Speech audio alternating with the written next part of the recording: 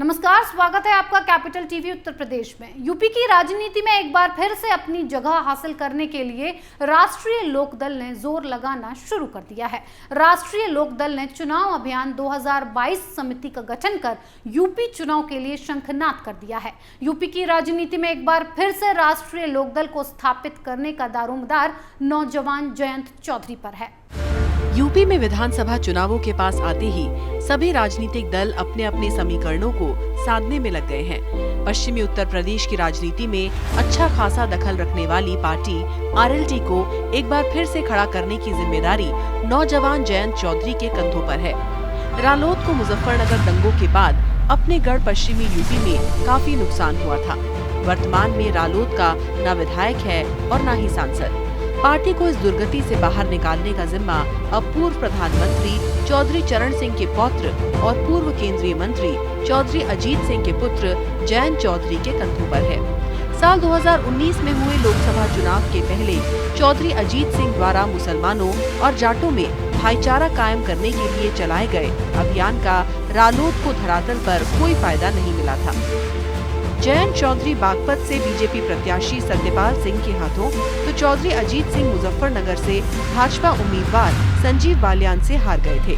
वहीं 2017 के विधानसभा चुनाव में भी पार्टी अपना खाता नहीं खोल सकी थी। इस बार रालोद और समाजवादी पार्टी गठबंधन में चुनाव लड़ रहे हैं। चुनाव अभियान 2022 समिति के गठन और उसके बाद की गतिविधियां बता रही हैं कि रालोद इस बार नए चुनावी समीकरण को आजमाने की तैयारी में है।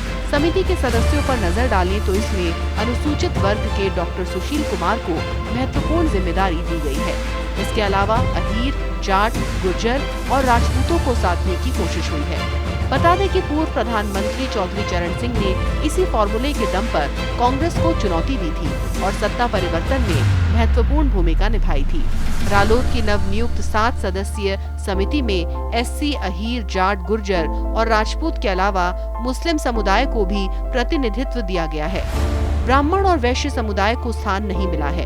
रालोद ने पश्चिमी यूपी के 11 जनपदों में जो जिला संयोजक बनाए हैं, उसमें मेरठ से सुनील जाटव, गाजियाबाद में राम भरोसे मौर्य और मथुरा में सुरेश भगत को नामित किया है। ये सभी अनुसूचित वर्ग से हैं। जोर शोर से सदस्यता अभियान चलाया जा रहा है। आरएलडी का कहना है कि पश्चिमी उत्तर प्रदेश में बीजेपी को सिर्फ रालोद ही रोक सकती है। बसपा को लोग बीजेपी की बी पार्टी मान रहे हैं, इसलिए रालोद में शामिल हो रहे हैं। पश्चिमी उत्तर प्रदेश की राजनीति में एक समय ऐसा भी था जब जाट और मुस्लिम समीकरणों को साध कर चौधरी चरण सिंह, फिर उनके बाद चौधरी अजीत सिंह ने सालों तक पश्चिमी यूपी की सत्ता को अपने कब्जे में रखा। लेकिन 2013 में हुए मुजफ्फरनगर दंगों के बाद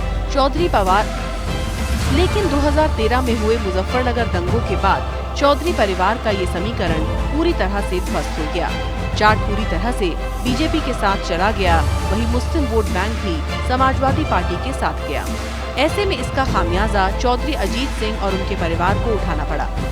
2014 का लोकसभा चुनाव हो या 2019 का लोकसभा चुनाव, चौधरी अजीत सिंह और जयंत चौधरी दोनों चुनाव हार गए थे।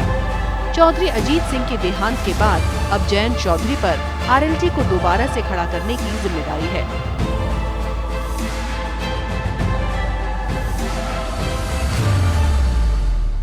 जयंत चौधरी एक बार फिर से पश्चिमी यूपी के सामाजिक ताने बाने को साध कर अपनी पार्टी आरएलडी को मजबूत करने में जुटे हैं। लेकिन इस बार जयंत चौधरी सिर्फ जाटों के भरोसे नहीं हैं। जयंत चौधरी सालों पुराने अपने दादा पूर्व पीएम चरण सिंह के फॉर्मूले को धरातल पर उतारने में लगे हुए हैं।